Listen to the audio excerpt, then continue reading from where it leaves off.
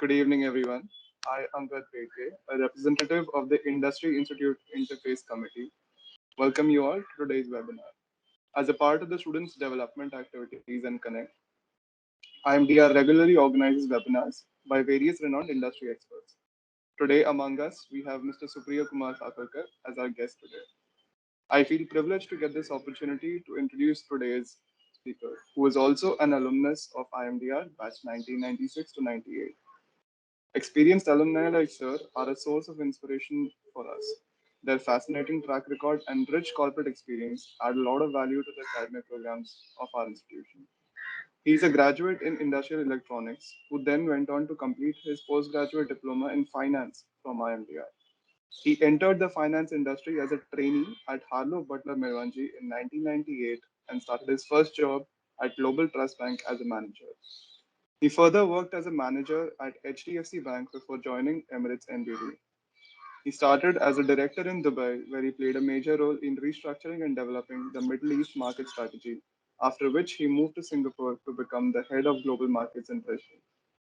With a career spanning over 2 decades and a fascinating track record, I'm sure Sir has a lot of valuable insights to share with us.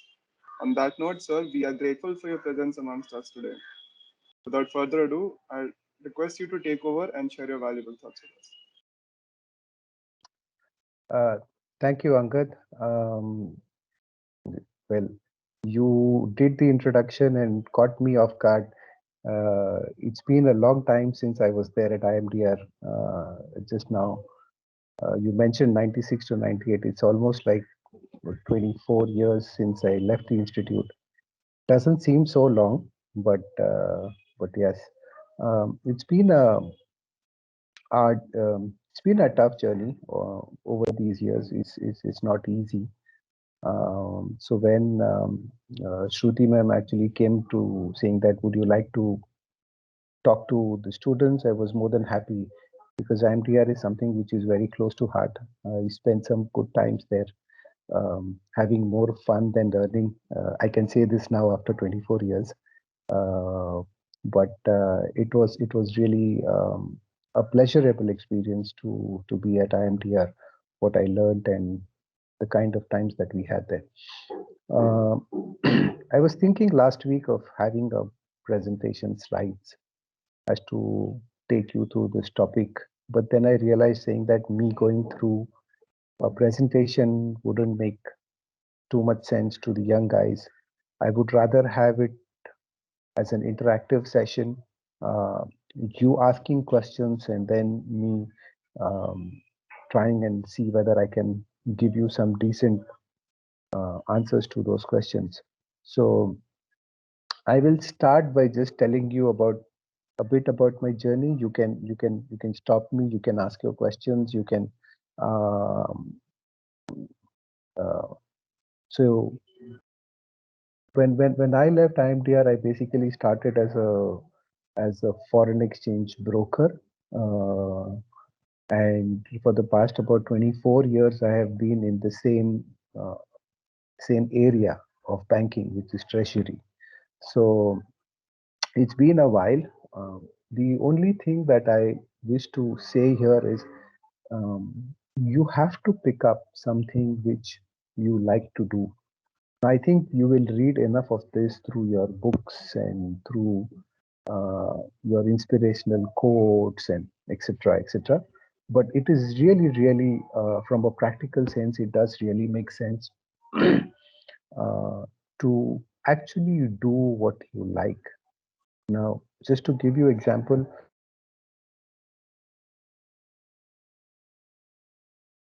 I don't have an answer, but for some reason it fascinated me.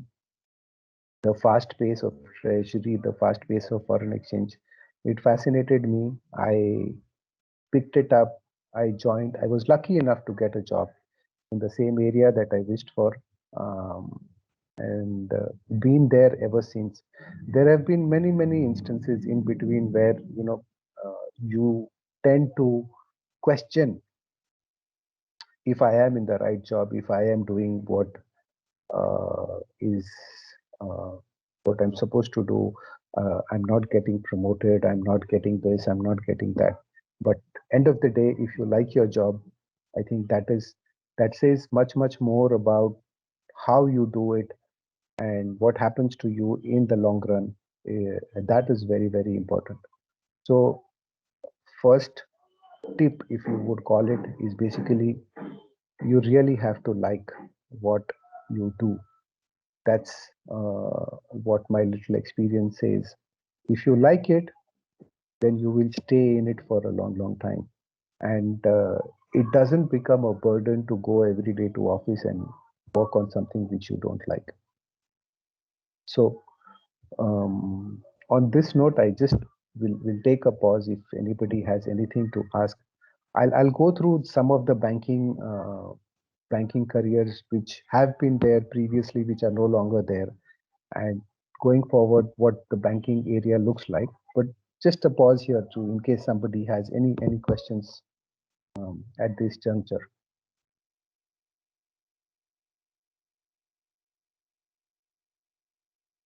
A quiet audience. No questions at this stage, sir. So I Okay, think better to continue. Yeah, sir. Thank so you. no worries. So um, I'm not sure how many of you would know the exact kind of careers which exist in banking. Very frankly, I did not know when I started my career. So, but over the years, you tend to understand what are the different places that are there, what are the different career lines, career growths that are there in banking. So, just as a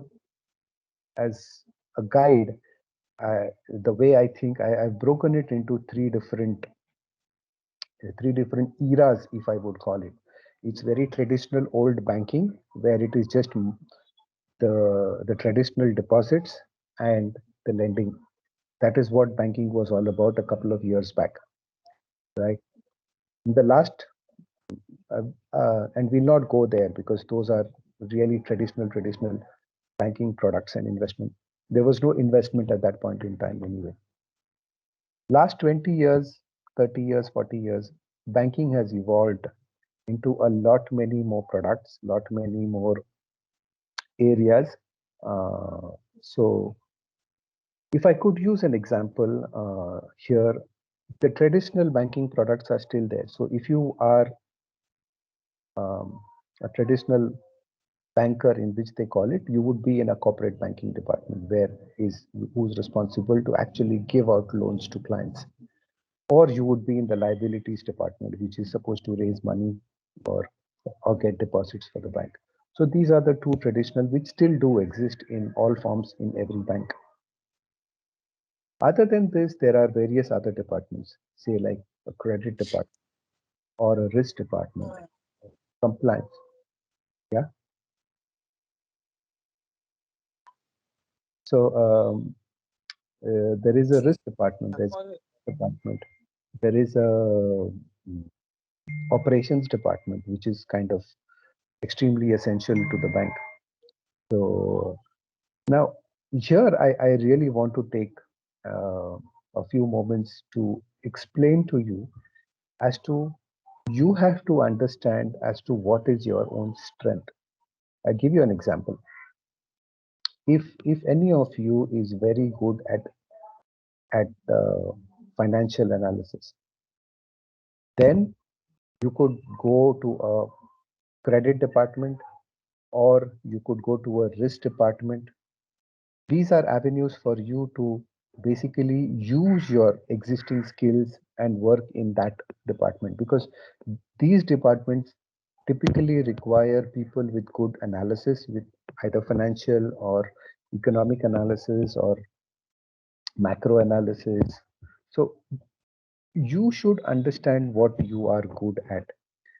The marketing now, there is a big misnomer in the student community that if I'm doing marketing, bank is not the place for me to go. I just have to go to a FMCG company or an advertisement company and work there.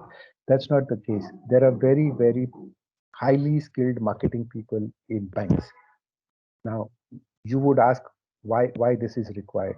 Today everything is sold in a manner saying, uh, The bank is advertised, the products are advertised, the people are advertised, and so you need marketing people.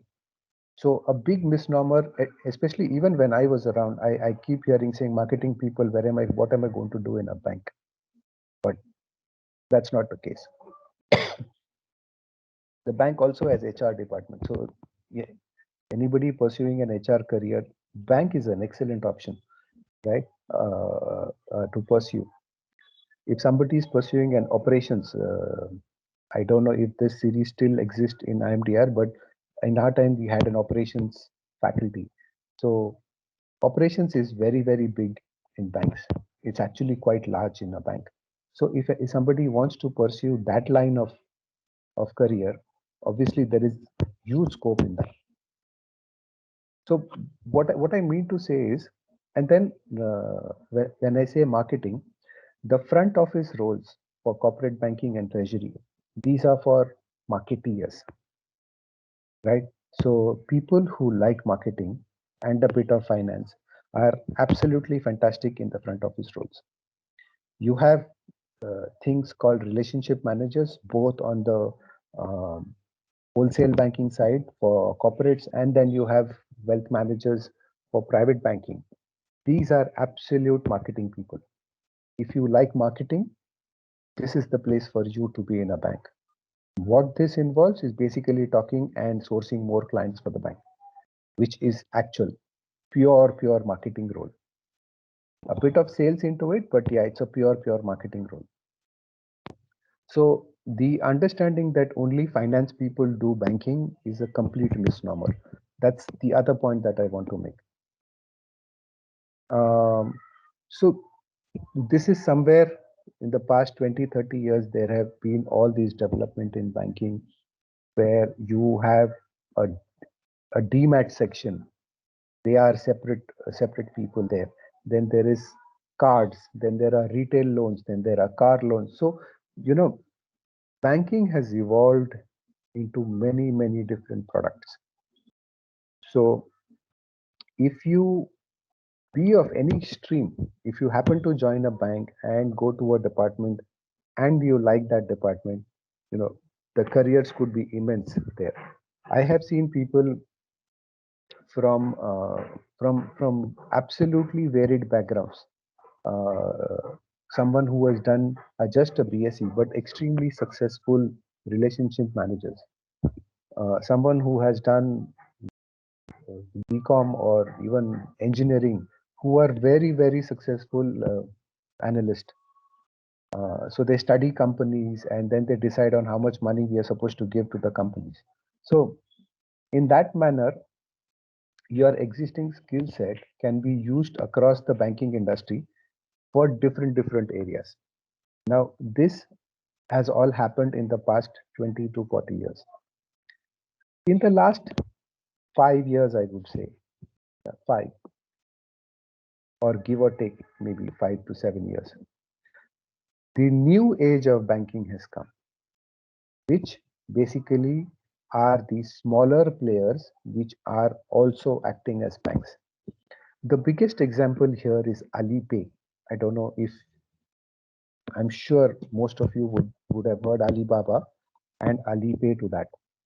Now, these are tech companies predominantly, they are not banks. These are tech companies. But what are they doing? They're basically taking money from people, and end of the day, they are giving money to other people, which is the basic nature or the basic DNA of a bank. And they have become so large in China that some of the banks are really scared of them.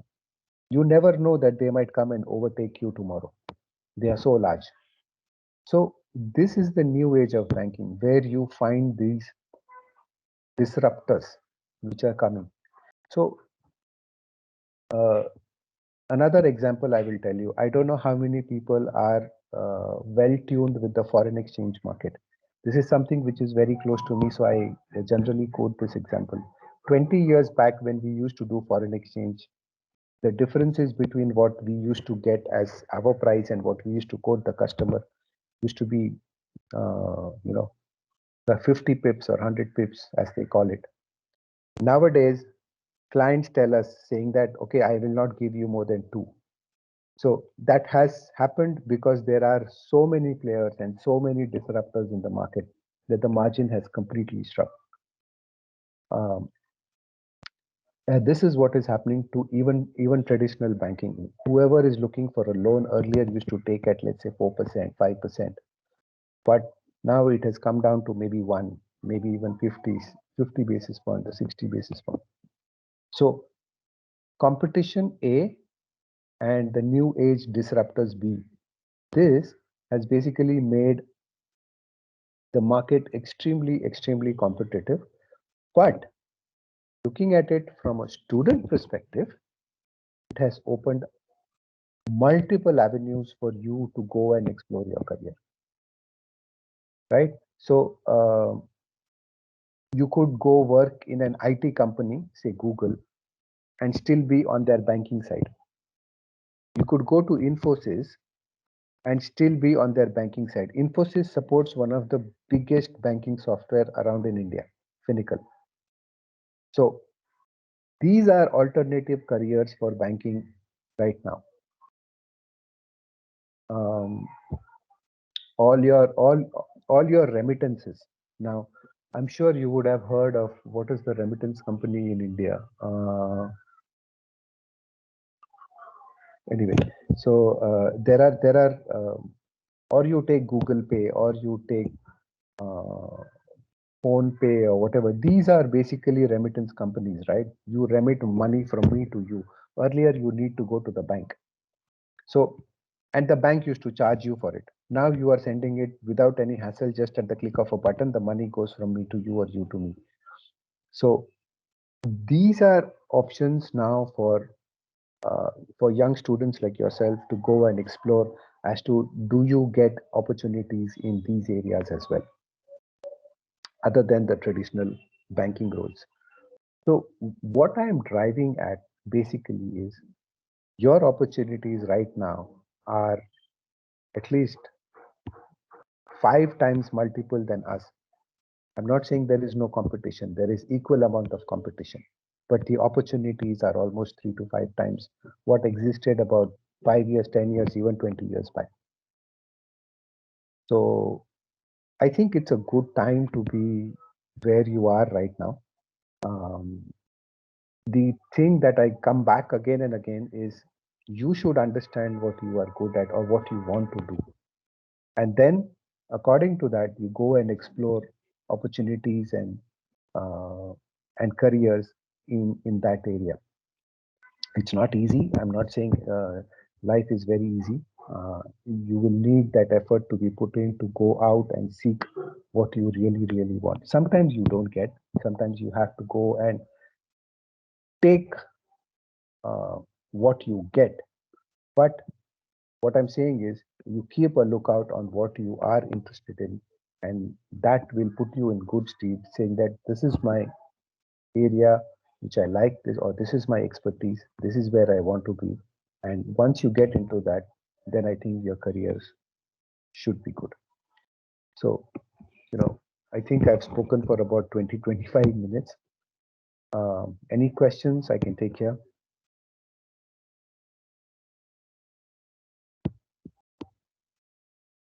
Students, you are requested to raise your hand if you have any question. Yes. Yes, Diganto. Good evening, sir. So I am Digonto from PGDM-II of IMDR.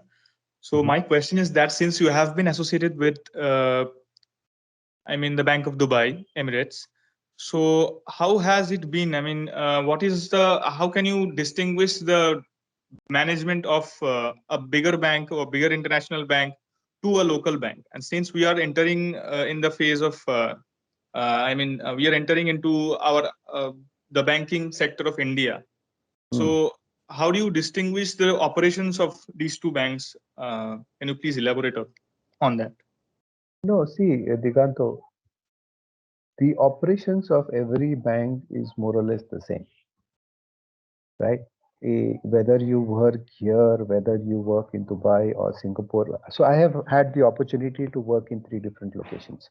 I have worked a couple of years in India, then I worked a couple of years in Dubai, and then right now I'm in Singapore. So the human nature is the same. So the way people will behave and the banks will behave is the same. It doesn't really matter. Yes, there are differences between banks as to what they do and what they do not do. I give you an example. Like one bank in India is very strong on, let's say, home loans or car loans or uh, or equipment financing loans. But another bank says, oh, this is not my focus area. My focus area is only large corporates, the top 200 corporates in India. So I will only focus on them. So it depends on the bank on what the focus is. Now, when I was in Dubai, there was another competing bank who said that I am not going to go outside the UAE, which is the country. My market is UAE, so I'm going to do all my business within the UAE. Whereas my bank always said that okay, we have to diversify, we have to go outside UAE, and we have to diversify our income from different countries. So nature-wise, the people are the same. Bank-wise, each bank will be different because it depends on the focus of the bank, or it depends on the focus of the management of the bank, saying that this is the area that we want to focus in, this is where we see growth, and that's what we will do. Every bank doesn't do everything. That's why there are multiple banks and there are multiple areas of the bank that exist. Hope I answered your question. Yes, sir. Thank you, sir. Sir, I have another question. Is that I think it is quite early to say that. Where do you see DeFi disrupting the banking space? I mean, how do you see that? What D5 is? Decentralized finance. I mean, in this form of bitcoins or crypto. I mean, where do you see that space coming in right now with respect to the banking industry? Okay. See, the thing is, I personally, it's my personal opinion, I'm not a big fan of Bitcoins. I have many friends who like Bitcoins, who like blockchain and everything. It's a new technology, it's a new thing. Now, coming back to what I said earlier, right? What did I was mentioning about Alipay becoming bigger than banks and they becoming disruptions to banks. Now, I'll come to Bitcoin in a bit, but I'll just explain to you saying these are tech companies which are functioning like a bank, right? They are not banks. So there has been a certain amount of regulations which is coming on them to regulate them as banks. Now, saying this, today's banks are safe because there is a plethora of regulations around them, right? Every bank has so much of regulations to follow that it's not, it really becomes onerous at times, right? So, because there is this kind of, for the better word, protection that the banks enjoy of regulation, it is very difficult for the other disruptors to come and disrupt the bank immediately. Yes, they will disrupt one certain area in the sense that I don't know if you heard, there is a brokerage firm called Zero Adda, who basically takes no brokerage for you to do stock trading, whereas the bank used to charge you an arm and a leg. So the bank has started losing revenue because a lot of clients will go there. In a similar manner, coming back to your question, when you have Bitcoin and when you have these new technologies, there is certain amount of trust and certain amount of clients who will go towards it. But there will be a lot, and at least I want to be in that camp, saying people I will be skeptical to go towards it until you see some really, really good regulations or those kind of things. I have friends who say because it is not regulated, people should go to it. It's different view of, it's different point of view, right? But to come to your point of decentralized finance is completely different. Decentralized finance, which means the banking being done by smaller firms or firms like Alipay. There is a market for it, and that market will grow with time, but at some point in time, there will be regulations on it. So I do not foresee it taking over the normal banks in the next 3 to 5 years. But yes, these new age tech or new age disruptors are definitely nibbling away at the banking industry. Yeah. Yes, sir. Thank you, sir. Thank you. Sir, can we take another question or should we Sure. proceed? Please go ahead. Okay. So, Kunj, Yes, thank you, ma'am. kindly continue. Yeah. Yes, sir, I am Kunj Trivedi from PGDM-II again. And first of all, I'm very much thankful to Triple IC because we are just on the age of joining our organizations. I think in a 2 month or some months or something, and we needed something like this very badly. So, sir, as we are talking about specifically career advantages and everything in banking industry, I wanted to ask you that though we know that everything is being automated nowadays, we have ERP systems and we have tele and whatnot. I mean, in financial domain. So, Yeah. sir, we joining banking industry or maybe some those kind of firms right now. Do you think that in future years our jobs will be replaced by those systems? I mean, Okay, let me ask you a question. Tell me an industry which you think the jobs will not be replaced by systems. sir, there is. I mean, sometimes I feel that the sales industry. I mean, the people who do sales, they pitch for the product and everything. That particular domain is maybe they'll be not replaced. Baki all other domains will be replaced by the that type of thing. Correct. No, you're absolutely right.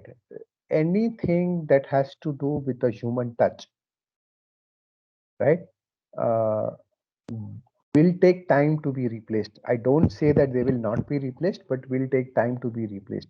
Like even artists who are actually creating music or creating paintings, you see AIs who are making drawings these days, right? Yes, sir. Them with data and they would make a painting out of it. Now, uh, to come back to your question, every job there is a possibility that will be taken over by some form of IT or some form of technology, right? So what should you do? Should you not join a bank because after 10 years your job might be taken over? No, we can't do that. We have to learn new things, maybe. Absolutely. So you join a bank, you learn your skill because yes, school, college, MBAs teach you certain things. Once you come in the corporate world, they teach you completely different things. Now, I don't want to extend this saying that you might have to actually unlearn what you have learned in school to start your life in corporate world. So, but it happens. There are a lot of times that you have to unlearn and then learn something new. But that corporate life experience is necessary, it is essential, and you have to go through that drill for you to become, after 5-10 years, somebody who can then manage that transition from the traditional jobs into a tech driven job. Right, sir. Understood. So, at the end of the day, let's say you're talking about ERPs and platforms and everything, there needs to be somebody to tell the platform what to do, right? Right. You will not be able to tell the platform if you yourself don't know what you want. And you will only know what you want if you spend your 5-10 years in that domain. Right, sir. Yeah. So I and I kid you not, The same question is repeated every 5 years, and we are still here, Yes, sir. right? So, no matter how much the technology comes, no matter how many platforms and ERP system comes, there will always be requirement for people who know the subject matter. Okay, let me give you an example from a banking industry. What I was earlier mentioning was for the risk people, right? The financial analysis people, right? So what do they do? Earlier it was manual. They take a balance sheet of a company, go and check all the ratios, go and check manually, right? This divided by this divided by this divided by. They used to do it manually. Then came Excel to help them do it. So it was faster, right? But at the end of the day, when you get those ratios, somebody has to interpret those ratios. So you needed somebody who could see the ratios and say, oh, this company is doing good or this company is not doing good, right? Right, sir. 5 years post that, now you have softwares who do that also for you, right? If you feed in a balance sheet to a software, it will tell you that these are the ratios. This is, it is doing well, this is not doing well, and this is the analysis at the end of the day. But somebody has to put in that logic for that software to throw you out that analysis. Yes, sir. Right. Yeah. So at the end of the day, there will always be need of people who understand the subject matter. Yes, jobs are shrinking. I will not deny that. So earlier, where it used to require, let's say, 50 financial analysts to analyze 200 companies, now might require 20, right? Right. Hmm. But deny that definitely is happening. The shrinkage is happening, but there is enough and more business for people to do, and there is enough and more opportunities for students like yourself to go and explore, right? The since you actually brought up this topic, I can also say coding, right? Software coding is a very basic skill set that everybody should have. Like, I have a young daughter. What do I tell her that, and when we discuss among friends as to what advice do we give the daughter, saying 10 years or 15 years later, what will not be automated, where she would require her own skill? I think that one skill of coding is essential. A little bit of coding everybody should know, other than their subject matter. So this, because at the end of the day, even if whatever systems come, you still might be needed to feed the system what it needs to do. So a little bit of coding definitely helps. Right, sir. Have I answered the question? Yes, definitely, sir. Thank you so much. Anyone else? I think this way it is good. If anybody has more questions, because then I can touch upon on different topics, and it will be the advantage for everyone. But I can continue if Sir, there is a question from Rishikesh. Rishikesh, kindly unmute and ask your question. Hello, sir. Good evening. I am Rishikesh Karandigar from DM2. So, as Kun said earlier, we are on the age of joining the different banks. As of now, I want to do my career in investment banking sector. So, can you please guide us, sir? So, what should we do if we join those banks which have investment banking field? Okay, you tell me, when you ask me such a question, I always ask a counter question. You tell me why you want to do investment banking, or what do you know about investment banking that you are so enticed by it? Sir, when I am studying I have major specialization as finance. So as I am studying, I know that I am interested in stock market or in capital market or money market. So I want to do my career particularly in that.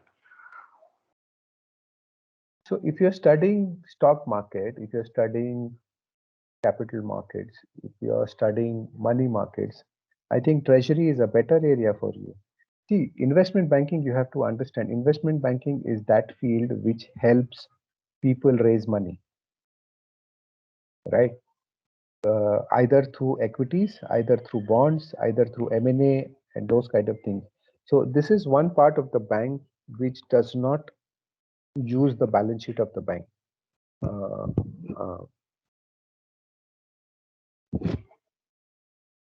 so if you have a skill set of trying to how would I put this? Trying to sell or trying to arrange funding for clients in whatever form, then I think investment banking is good for you. If you think that you are a fast pace, you require a fast pace money market kind of a scenario, then treasury is good for you, right? So it is very different areas of banking. If you are lucky enough, some of the very lucrative transactions are done in investment banking, and investment banking people more often than not are paid very highly. But it comes with the territory that their jobs are equally stressful. I'll give you an example. Investment bankers have to do road shows, and they have to be on the road 7 days at a time, showcasing the deals to various investors. So it requires a certain amount of skill set to do that. Goldman Sachs investment bankers interns, they work for 14 to 16 hours a day, and then they are not finished. And this happens every day for 2 to 3 years. So it is a tough field. I'm not saying people cannot do it. People definitely do it, but you should have the aptitude and the attitude to do that day in and day out. So it is one of the most lucrative areas to be in banking, purely on the fact that if you understand what I say is you don't use capital and you make money for the bank. So have I answered your question or? Yes, sir. Thank you, sir. No worries. Anyone else? Okay, so let me just touch base on the new age banking a little bit more. Um, I wanted to talk about. I've spoken about Alipay. I've spoken about the remittances business. I've spoken about the new age credit business. Um, let's talk about the investment side of it, right? So if you are good with financial analysis, I think another good area for you to explore is the mutual fund industry. Why I say that is because in India right now, the mutual fund industry is absolutely going through the roof. There is a complete dearth of people who understand the market, who do those analysis, and who can actually take good calls in the market. So there is very far and few good asset managers who are there around. So if you do come with a good financial analysis mindset, right, and a little bit love for stock market or money market or whichever way or whichever market you want, you should look at asset management as one of the good areas to be in. So Rishikesh, coming back to your investment banking question, I think the asset managers or the fund managers are at par at any investment banking of what they get paid. In fact, fund managers sometimes are much highly paid than even their investment bankers. So, definitely that is it. But to reach a fund manager level might take you 10 years or 15 years. But like I was mentioning to Kunj, saying that process is necessary. You have to go through the drill. You have to go through the understanding of the market to actually go and become a fund manager after 10 years or 15 years. Once you become a fund manager, I think the sky is the limit for you. Not many people will tell you this, but fund managers actually get paid a percentage of the performance of the fund. So just pick up any fund, how big any small fund in India is, just say that it made 10% year on year and take a percentage of it and see how much money that comes to. It's sometimes extremely mind-boggling to see those numbers. Uh, so yeah, so that is another area which, in fact, when we were studying, nobody mentioned of all these avenues, and we have learned over the last many years saying that there are these avenues where we could have gone and approached and taken our careers in very different way. So mutual fund is one. Then comes the hedge funds. Now hedge funds, if I want to look at a spectrum of a risk analysis for any customer, hedge funds sits right at the highest point, excuse me, right at the highest point of risk taking. So any hedge fund, and you will find a plethora of hedge funds who are very specialized in what they do. You can join as an intern, learn the ropes, and become a hedge fund manager. That is another area. It works very similar to a mutual fund manager, but hedge funds take bets on each and every asset class that is there. Some hedge funds are very narrow in their approach. Some are very wide in their approach. It depends on what is the management and uh, what is the mandate of the fund. But hedge funds is another area where you should look at as one of the careers as well. It's I can't say enough. It's extremely remunerative. So that's if that attracts you. Um, Mutual funds, hedge funds. Yeah, I think that more or less covers it. But especially if you talk about mutual funds, and I think somebody asked the question about equities. I think mutual funds is a good area to be in if you do have your love for equities, because especially in India, the kind of equities and the depth and the breadth is there in the equity market. Very few markets would have that. So it's an absolute lovely place to be in uh, if you like equities. Um, when you talk of financial analysis, I think treasury is another area which a lot is not spoken in these schools as such. You would have two chapters on forex, and you would have two chapters on swaps and those kind of things. But treasury is another area, and erstwhile treasury. And I'm not saying this because I'm in treasury, but 20 years and 30 years back, the the treasury guys were supposedly rock stars because they used to earn a lot of money. Again, because of the IT and because of the platforms which have come through, that industry also has shrunk a lot. And but and the trading community in treasury is absolutely a dying breed. So it's a sad thing, but that's how regulations work, and that's how things have evolved over the past 20 years. But so right now, if I want to actually find a trader, I might not find one because they are so far and few left in the market. Um, so this is coming back to what Kunj was saying. Disruption has occurred, and these traders have moved on to other jobs in the bank. So that's on the treasury side. But again, saying that, there are still jobs in treasury. There are still openings and avenues in treasury which you can pursue. I think the marketing people are absolutely essential inside treasury, because they are selling the treasury products to clients, which again are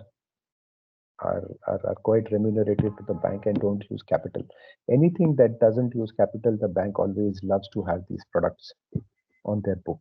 Uh, uh, so so yeah, so these are the few avenues which you can definitely look at, especially um, if you have a little bit of financial analysis kind of mindset. But saying that, I think every kind of uh, of of background can be utilized in every of this banking and investment field. So this my main message to you guys was this, saying that no matter which background you come from, no matter what faculty you have taken, and no matter what your own skill set is, all whatever you have can be applied to a bank and any investment industry.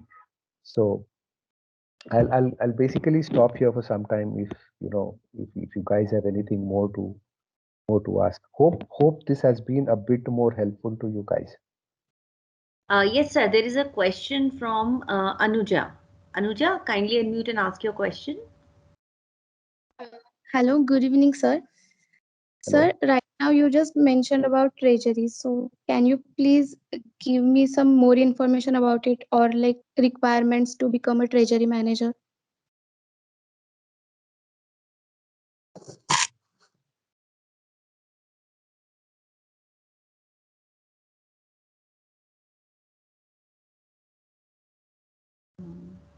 You had to uh, like the area and you had to go hunt for the job. But I think things have changed since then. I think there are FRM exams which you can take, uh, which are there. There are some courses which you can take, which are small courses, especially for treasury.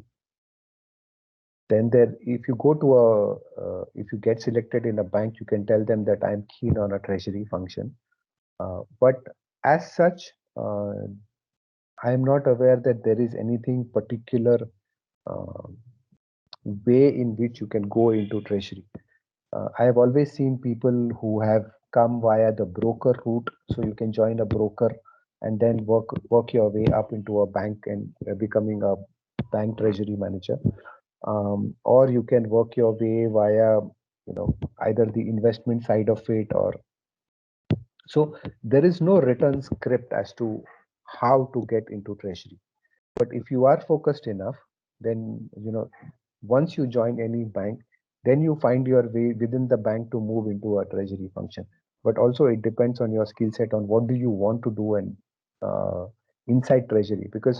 Uh, because I'm from treasury, I can tell you the different areas. One is a pure money market where you just have to sit and manage the funding for the bank. One is pure trading. Like I mentioned, that's a dying breed, but there are still traders. So you trade on behalf of the bank, you buy and sell different asset classes. Then there is sales. So sales is basically if you are a marketing type and then you go out and meet clients and then sell them treasury products. These are the kind of very broad brush departments inside treasury. They all are treasury front office. So, you could be any one of them, and you have to find your way inside treasury, either by exams or either by joining a bank and then, making your way into treasury. So, Yes, hopefully, sir. I actually have one more question. Like, sure. if we join the banking sector as suppose say in sales field, so like can we switch it to another field, like say credit field or the wealth manager field, or like does Definitely. it create the impression that I am a salesperson? No, no, no, no, no. Definitely you can switch, but you need to kind of socialize with people, saying that okay, I am interested in XYZ field. If there is an opening, please do let me know. There will always be openings in the different areas in the bank, right? But you need to reach out to people, tell them that okay, my interest is so and so. I am right now doing this. This is my background, and I want to explore this area. So I have seen people move around left, right, and center in banks. So a treasury person becomes a risk person comes into treasury, then an operation person comes into treasury, a treasury person goes and heads up operation. So it's completely fluid, and it depends on, see, again and again I come back to the same thing. It again depends on what do you want to do. That's the most important bit here. Right, You sir. might Thank start you, sir. you start in whichever area, in a bank or an investment area or any company for that fact, right? But at the end, You have to basically figure out what do you want to do, and then try and see how you can pursue it. Right, sir. Yeah. Anyone? We don't have any question right now, sir. Sure, no problem. Uh, what else do you want me to cover? I've covered most of the banking side of it. I've covered a little bit on the investment side, new age banking. What else can I tell you that I see in the banking area? Uh, Digital banks is another way, is a new thing which is coming up. So everything, you will not have a branch. Everything will be done online. Again, coming back to I think what Kunj mentioned, saying you still require people at the bank side of it to manage that whole digital platform, right? And you cannot do with people who don't know banking. So you still have to go through the rigor of knowing the banking products and how do you put it in the banking system or the banking platform, if you would call that. So digital banks are the new in thing in a manner. There are a few banks who have their own digital banks, so everything is done online.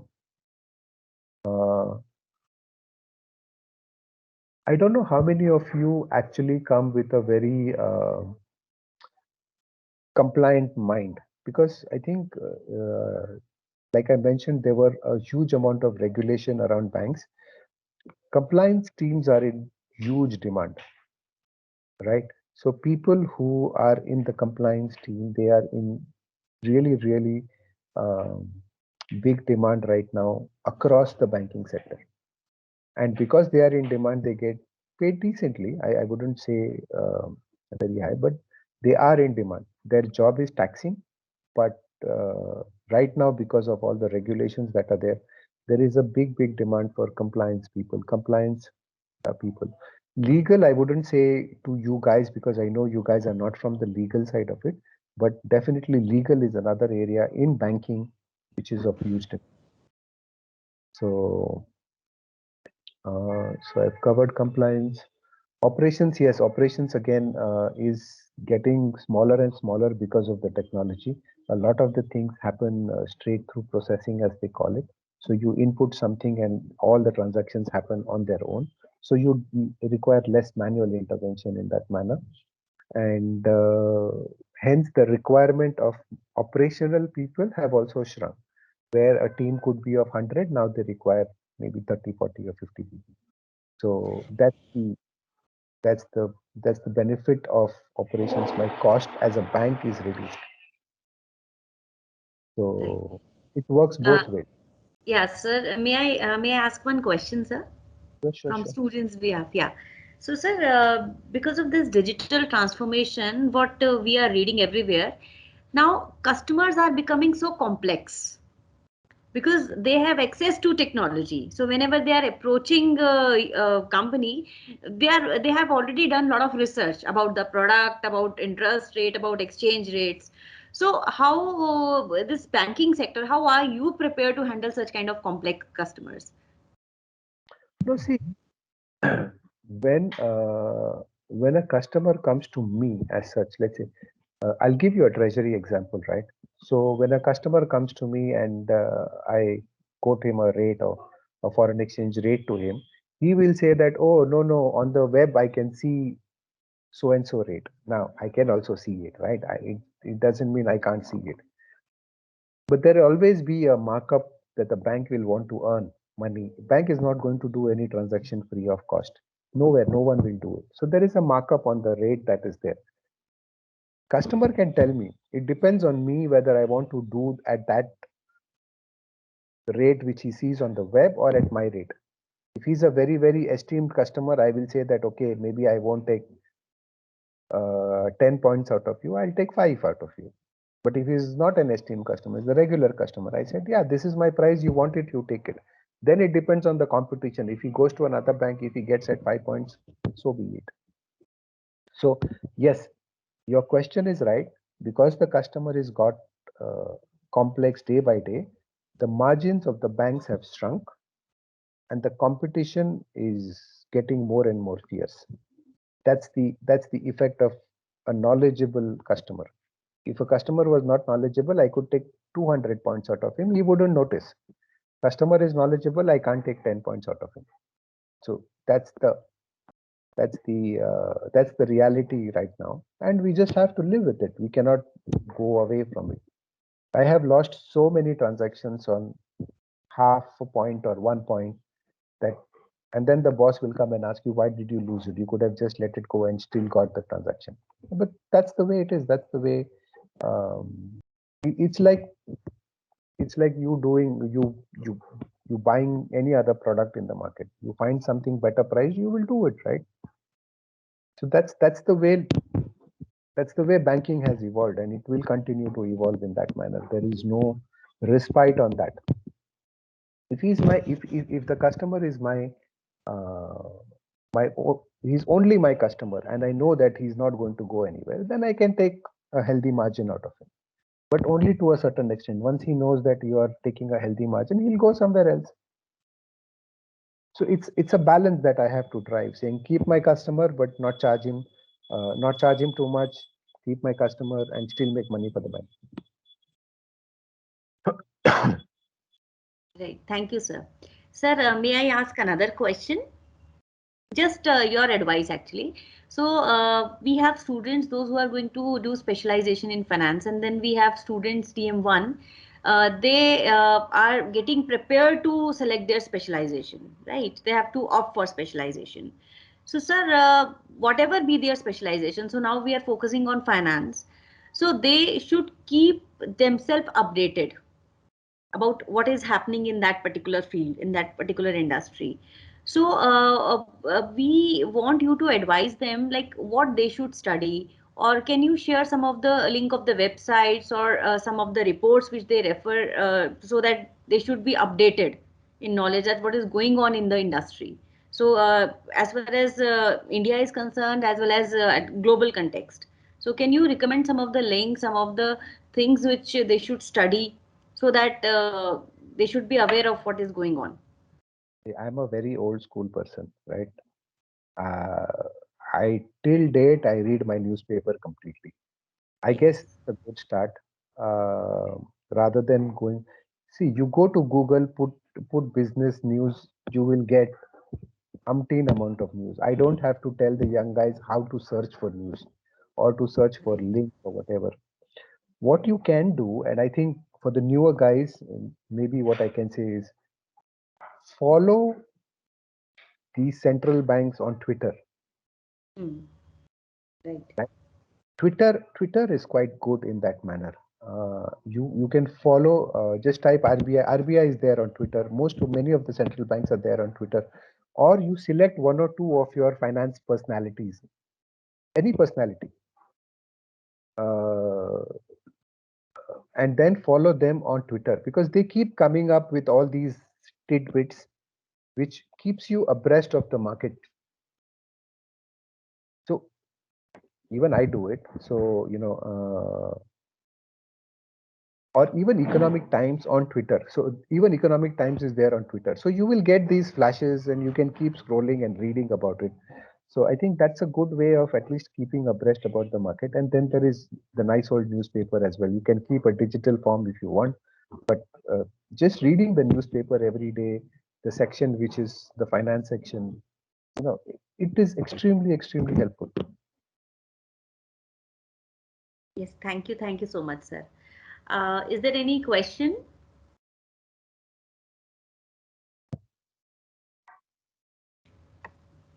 I guess there are no more questions. Uh, I guess we are up for time, or you still have some Yeah. time. Sir, now I think we are in a position to conclude, sir. Okay. So, Okay. So yes. just want to say two things before I conclude. Okay. Uh, we started off by saying career in banking and investment. My point is, uh, no matter you are from whichever field, you can always find a career in banking and investment, no matter which faculty you are from. This, I think, has to be understood by everybody, because when we think of finance, only finance people go to banks. No, I think this is a mindset which needs to change. Every faculty can go to the bank and make a career out of it. This is one thing. And second thing is, do what you like, and you will not have um, a tough day in office. If you like what you do, every day you'll go to office with a happy mindset, with an exciting mindset, and then your job and your career will be absolutely fantastic. That, Thank you so much, sir. Thank you so much. So I would like to invite Tina Samtani for formal vote of thanks. Tina, over to you, please. Thank you, ma'am. It's my immense pleasure, sir, to present this vote of thanks. Um, I, Tina Santani, on behalf of Deccan Education Society, IMDR, would like to thank you for giving us your precious time and inspiring us by giving us multiple advices to join the niche areas of investment banking based on our knowledge and interest in that area. So you mentioned that aptitude and attitude in banking is the key to unlock a successful career path. You also talked about new age banking and other such uh, banking areas which are shrinking in jobs, but you gave us a way to enhance our knowledge, enhance our uh, industry trade, and become ready for by providing us a clear and precise, concise picture of what the path follows.